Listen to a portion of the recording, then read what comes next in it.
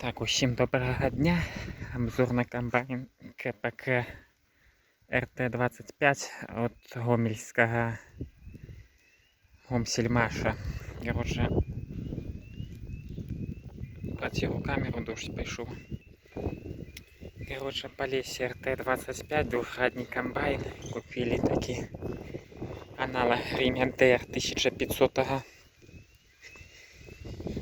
Короче, такий комбайн. Двухрадний, междурадье ставится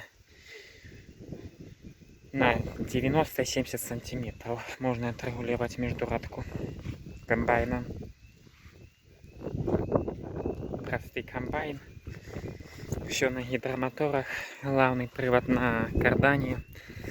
А выгружены такие вот корзинки под сетку рязанца. Но это не такие, как рязанца. У рязанца были резинки плохие. Тут комбайн больше продуманный. Поворачивающая ось уже можно регулировать гидравликой, поворачивать. Ботовые удалители установлены уже. Такие ежики. Да. Еще немецкая сборка комбайна. Получается, ежики, транспортеры тут и корзинки практически все немецкая. А тут только белорусская. Это металл, рама сварена из белорусского. Подшипники это вот все гидромоторы, все немецкое. И транспортер такого вот плана. Тоже немецкий. Комбайн разработанный для выгрузки под автомобиль МАЗ. Например, под МАЗ мы можем спокойно выкидывать картофель. Объем бункера 3 тонны.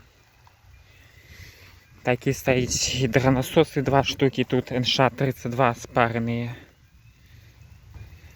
Получается такие гидромотор. Гидронасос проводит включение с пульта. Тут установлены электрические клапана. Можно переключать с трактора пульт идя. Включать-выключать гидросистему. Короче, такой комбайн. Сейчас поглядим.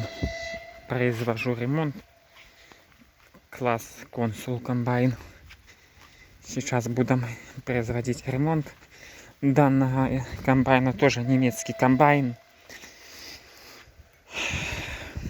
Короче, разобрал вариаторные шкивы. Поменял подшипнички. Зробил шкив отдельно. Короче, увеличил обороты на вентилятор. И, короче, вот такие вот дела. Всем пока. Дождь іде, пойду в хату. Сьогодні ще і веку покрасив. Пока, всем пока.